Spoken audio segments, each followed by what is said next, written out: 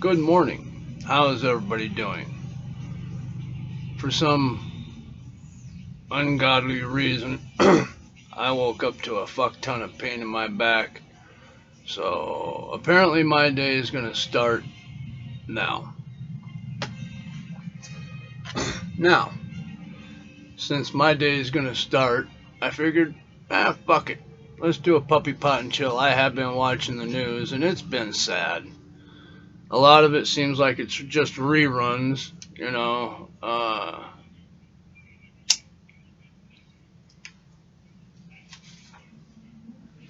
like they talk about whether the Kardashians are going to change their hair color or, whether the flat earthers believe that there's a ice wall surrounding the outer edge of the flat earth, and but there's actually very little real news about actual important things happening, like Palestine and Lebanon and other groups, factions, and countries attacking Israel. Israel is defending itself and retaliating when possible. They got a war going on. And it's because some people want to literally eradicate the Jews. They're anti-Semites. Israel, the Jews have been is the only Jewish state, okay? And they're fighting to survive. And we have Palestine and other groups that want the land simply because it's the Holy Land. And here's the deal. Israel has been, yes, it's a Jewish state, but they're also open enough that they've let other religions worship there. They haven't made it so it's just a, Jewish state and you can only practice Judaism there. No, they actually opened it up for anybody who wants to worship whatever they wish to worship because they felt it was a holy land that everybody should have access to. Well, there's a lot of people out there that think that the Jews should just be eliminated. Let's take a hit on that note. Because this sounds like something that has happened before. Don't you? It sounds rather familiar. At least it does to me.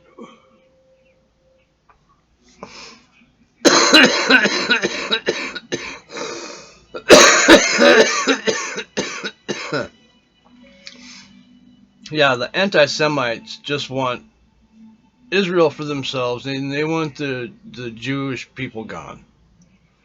And there's just like almost no news on it. But they are bombing each other back and forth and fighting for land that there had already been a peace treaty for a long time ago. But people always want more or feel they deserve more. So they're willing to fight for more. Burma is still in turmoil. No news on that. China is still pushing for the ownership over the South China Sea. And it's getting to the point where not only is our Navy over there, along with, our battleships and our aircraft carriers and shit like that, but now we are actually arming our vessels over there with armory that is best suited for the conditions of that area. Okay, now to a lot of people are like, so what? All right, they're preparing themselves for war. They're literally gathering and preparing and readying the ammunition that works the best and would be the most fruitful in that area. They're preparing for war.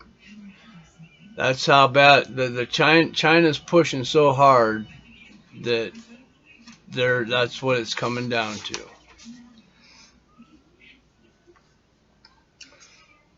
But once again, there's like almost no news about any of that. But there is, things happening, whether it's being reported or not. Okay, like the fuel pipeline was cyber attacked, and uh, and the companies they paid them off, and rather than go after them. I mean, here's the deal: if they would have gone public and said, "Hey, there's a faction out there that cut off your fuel," that's them over there. Go get them. All right, that's what would happen. If they did that, then they would have a million plus, more than that, a couple of million people going after this small group of people, thinking they can take over your fuel line. But no, they didn't. Instead, they gave in, and they let them just get away with it. They paid them off. So what did they learn? They learned that they can do these things with little to no repercussions if they get away with it. And they did. How do I know? Well, I looked it up. And just in 2021, let me see here, where does the list start? Let me see, I started off slow, so let me do this. The meat company got cyber attacked, which drove the price of meat up. The same outcome: Brentig, Acer, JBS Foods, Quantana, National basketball team, AXA, CNA, CD Projects, and others, that the news isn't talking about, all had cyber attacked, or what is that other one? Malware attack, something like that.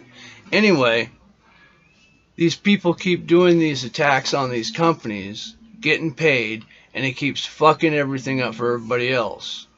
Alright, I don't know about you, but I have noticed how hard it is sometimes to get the things I want to get on my shopping list. The price of meat went up, and the selection of meat isn't there. Good hit. Good hit. Fuel. The price of fuel went sky high. Lumber went through the fucking roof. Many products have gone up in prices, and other things are getting harder to find. Like I was saying, some things are getting impossible to find. Maybe the mainstream media doesn't report it because they think that people are dumb, panicky animals that would put a rush on all on the products, emptying the shelves, which I don't particularly think would be a horrible idea. Alright, because we need a wake-up call. We need something to shake us loose so we know that there's problems, and there are problems. People don't want to work. Because people don't want to work, products aren't being made. Because products aren't being made, there's less to buy. We're not starving, but that's just what's going on right now. That could all change. As we're seeing, it takes a couple of cyber attacks, and boom, prices went through the roof.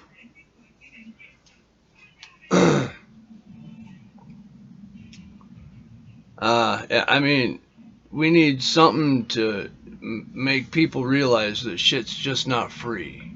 Somebody's got to work for it. Somebody's got to, get these things from, let's say, the field to your dinner plate. There's a lot that goes on in between there. And if somebody doesn't want to work, that means that somebody's not getting something that they may need or want. It's as simple as that. And we might need that wake-up call, that stark wake-up call, for us to figure out what's really going on. Because all the problems we have that are 5 years on the outset, climate change and all those, that's a joke. If we lose our power as a country, if we crash and crumble the way it looks like we might, it doesn't matter.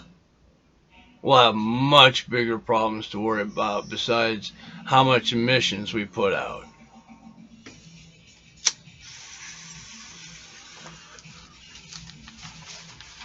But we'll see. And of course, I'm being kind of crazy and over the top on this. Do I think that these things would actually happen? I don't think so. But that's not the problem. The rub is that it could happen. It's not impossible. It's just improbable. All right. As large companies grow, and the smaller businesses are eaten up by the large companies, and big businesses buy land, we are heading to the point where we're becoming not socialist, so to speak, but we're going to get to the point where we own very little and we rent almost everything. We'll rent our houses, we'll rent our cars, we'll rent our furniture.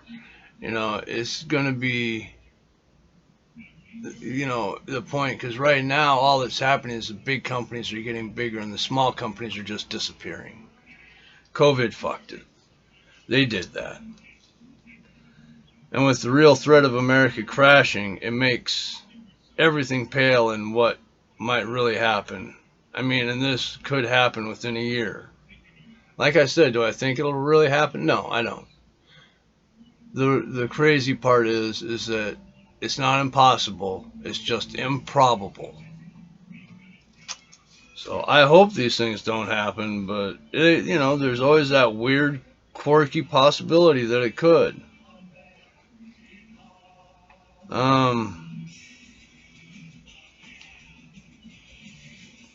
are many things we need to change if we want to see a future that isn't full of strife and tales of woe. It's as simple as that. We're heading towards what has been, I mean, the last couple of years have been incredibly horrible with the rioting, which the media still says is just peaceful protesting, which is ridiculous. Because anytime you're setting businesses on fire and damaging other people's property, that's a riot. I mean, come on. Fucking, I already have that riot test out there, and it doesn't matter what race you are, what religion you are, what kind of politician you are, it doesn't matter. It's just a base set of questions. And that base set of questions will tell you whether you're a peaceful protester or a rioter. It's very simple, actually. Okay? But anyway, that's not where we're heading. Now, of course, once again, I'm being over the top. Most of what I say is just crazy. But like I said, it's not impossible. It's just improbable. Twitter bans a political figure in Nigeria because they said that he did something against their terms of service. And the Nigerians didn't think that he did. So Twitter just about shit themselves when Nigeria said, fuck you, we're banning you from Nigeria. And this was a stark wake-up call for Twitter because they were a platform that thought they made the rules. And come to find out, anybody can ban Twitter if they so choose. Now, this isn't something Twitter wanted people to find out, but Nigeria banned Twitter. Yeah, make sure you understand that. These platforms are only ran by the people that want to use them, okay? And if you start interfering with like Nigeria's political business, if you step in the way, they're not going to put up with it. They're just going to say, fuck you, we're not going to use you, you're banned. There's nothing Twitter can do about it. This all-powerful platform got the stiff fuck you from Nigeria, and there is absolutely nothing that Twitter can do about it except take the loss. Our embassies are flying the LBGT flag and the BLM flag.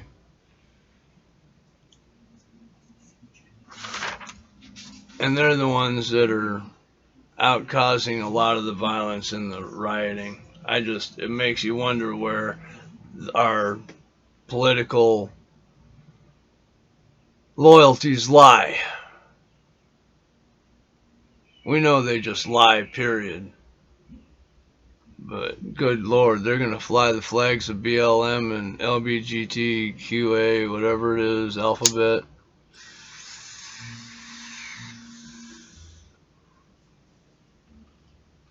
I guess I don't really mind about the LBGT flag. I mean, it is their month, so to speak, and they have a right to live a life, the same as anybody else. So I guess I don't mind that one too much. But the BLM flag, that's a joke. Alright, that's been proven to be fraught with fraud, more or less.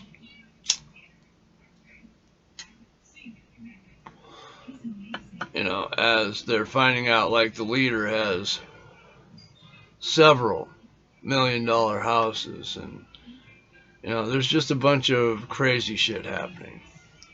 We need to stop that. We need to be better humans. Come on, people. I'm a stoner and I know better.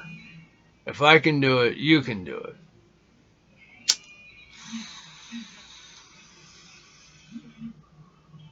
I think that's it for now. That's about all the bitching I can come up with for tonight. If you think I have something that's worth passing on, please give it a thumbs up and share this video. If you don't think it is, fuck it, discard it, don't worry about it. But I'd like to get a few more subs and reach a few more people, because my agenda is to be as honest as I can with people and to get what I believe the truth is out to you people. I do it in an odd way. I smoke pot and I have a dog that I do tricks with when he's not asleep on the ground. But I don't ask for money. I don't want your money. I don't think I'll ever monetize this channel, no matter how big it gets. I do it because I want the truth to get out there. It's as simple as that. Now I want you to fact check me, because I am a stoner. I make a lot of mistakes. Fact check me. Mainstream media, they have an agenda, and it has nothing to do with telling you the truth. It's all about clicks, money, ratings, and social media. News that you get from Facebook, Twitter. I mean, come on. You gotta know that's a joke, right? I mean, some of the stuff on those platforms is just crazy. It's obviously Mark Zuckerberg's idea of what he thinks the political landscape should look like, I guess. But we need to be better people. That's what it boils down to. You can't love everybody, so let's try not to hate.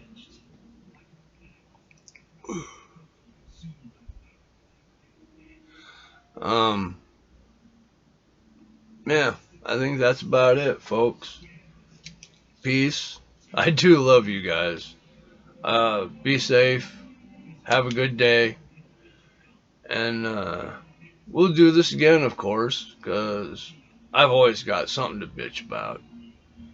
And yeah, stay high, bitches.